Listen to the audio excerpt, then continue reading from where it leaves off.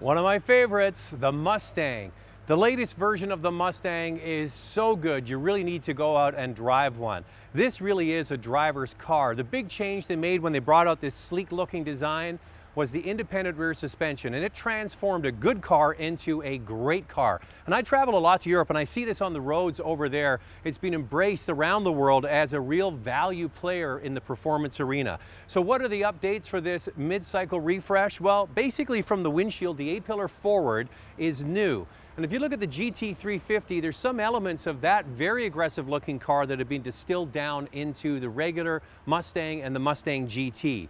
So what they've done is they've dropped the nose of the car down, similar to that GT 350, and the front clip, as they call it, basically the bumper, the headlamps, the lower spoiler, all new. You now get standard LED headlamps in the front, so a lower hood, different fenders. It really does make a great looking car look even better. Around the back, same thing. You've got new taillight clusters and a new bumper. And optional is the spoiler that you see here, which is upgraded as well for this year. So I'm not going to spend too much time talking about the outside because it already is a fantastic looking car. Mild changes to the inside and more horsepower. Always love more horsepower.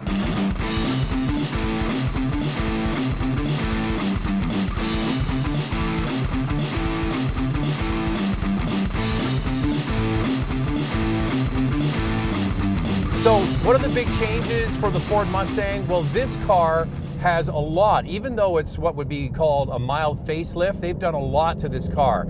So underneath, even on the base model with the passive suspension, they have taken the performance pack from the previous model and put it onto the base suspension. So monotube shocks, upgraded sway bars, and also bushings have made the base suspension much better. Then you can equip either the EcoBoost, that's the base model now, turbo 4-cylinder, or the 5-liter I'm driving right now with the magnetic ride controller, Magnaride.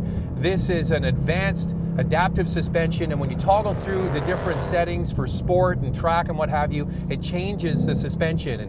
And magnetic ride controller, Magnaride, has the ability to sense the road up to 1,000 times per second. So it's a very advanced system, and when you add it in to a car like this, man, it makes it just a wonderful machine to drive. Now, we saw that technology first come in the GT 350, and now you can get it without having to buy that car in either an EcoBoost or GT, the one I'm driving, the 5-liter, which is just fantastic. Now, let's talk about this engine for a moment. It already had over 440 horsepower. Now it's got 460 horsepower and is capable of doing a run to 60 miles an hour in under 4 seconds. That's amazing.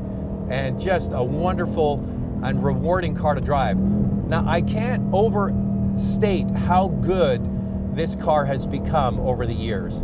You might remember it had a solid rear axle, and then they put independent rear suspension into it, and they're just like polishing a diamond. And as I mentioned, when I'm over in Europe, I see these on the road there quite a bit now. And there's no greater testament to the approval rating of a car. If Europeans like it, it's probably a pretty damn good car. I'm not European, but I'm here to tell you the same thing. Yes, you can still get this car with a manual transmission, and the biggest change is the automatic. It's now a 10-speed box. We first saw it debut in the F-150, and they're using it now for different models, including Mustang. And I have to tell you, it's kind of with mixed results. Getting a chance to drive the EcoBoost with that transmission yesterday, it was kind of always hunting around for the right gear and really wasn't that rewarding. And you know what? In some instances, the shifts were very smooth. In other instances, the shifts were a little bit frantic. And I don't know. I think that it's one of those situations where if you're a real driver and you want a driver's car, then get the manual, because that really is rewarding. Now, one thing about quick automatic is that you can be faster. If it's all about just being faster, then the automatic would be the way to go. But if it's all about engagement and fun, I still think a manual is the one to choose. It is better with the larger V8. With the 5-liter, it seems to work out some of the kinks, but with that EcoBoost, I didn't love it at all, really, to be honest with you. Yeah, there's something about this transmission. It's just not as crisp as I would like. But boy, the chassis is fantastic. Wow. And do yourself a favor, get it with the magnetic ride control. This is awesome. I'd put this car up against pretty much anything now, to be honest with you. The fun factor is so high. This or an M4, I take this. So cool, so fun. So retro. Boy, Ford has got this 5-liter absolutely dialed in. This is just fantastic. And the chassis is fantastic. The brakes are great. The steering is direct. Transmission they could work on, but I'm sure they will work on it. Like you downshift and there's a bit of a delay. Now I'm gonna try it in a different sport. Track, maybe that's gonna be a little better. Let's try track, see what happens there.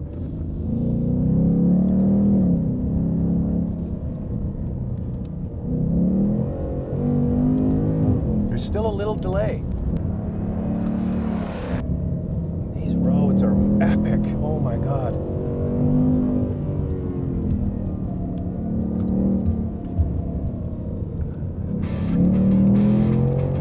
Yeah, there's still a little delay. But, yeah, get the manual.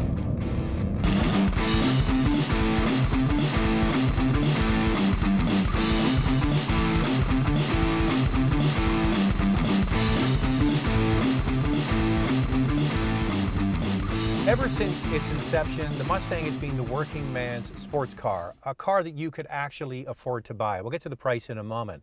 Now, this latest generation of Mustang has a very nice looking interior, but reviews I've done over the past, it's kind of felt a little inexpensive with some harder plastics, and they've gone a long way to rectifying it, but not on every trim, and I'll explain in a second.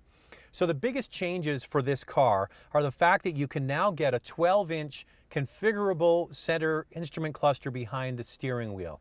And it also, when you buy that, it includes one of the biggest improvements, I think, for this car, which are soft touch materials on the top of the center tunnel here, and especially down the side from the center console down to where your knee rests. That's all soft padded paneling. There's bolstering there, and that really makes a nice difference. My biggest critique of the GT350, which I absolutely adore, is the fact that this was all hard plastic. Now you can get it with the softer applique. However, these two features, the 12-inch configurable display and this soft touch, is only on the Premium Plus package. So basically the top car, which I think is a bit of an omission. So yes, you get the sync system and it's an 8-inch screen, but unfortunately, the base model screen is only 4.2 inches, which really is quite small. So most people, this is what Ford is doing, are going to opt for the bigger screen, therefore you need to pay more. It's a way of getting your money. One nice thing is push button start is standard on all Mustangs. One button that's really quite interesting is the 4-way exhaust. You can actually go into quiet mode. For example, if you get up early and you have to be at work at 6 in the morning and you don't want to wake up all the neighbors, you can actually put it on a timer and it sets it so when you leave the house at 6 in the morning, for example, it's not rumbling and waking up your family and the rest of your neighbors. So that's a nice feature. Then you can stick it on the performance and open up the exhaust and have a whole lot of fun. It's worth noting that the V6 is gone. It's now the EcoBoost 4-cylinder. That's the base engine. Price has gone up though, $28,000, almost $29,000 for the base car. If you want to get a base GT coupe, it's almost 40 grand at $39,900. And if you want to get the premium, it costs $47,000. Now the Magnaride or the magnetic ride control is additional. The price is getting high, but this is a lot of car for the money. 460 horsepower. It competes with cars that are $20,000, $30,000 more. I would go for the manual transmission, but regardless, that is a fantastic car.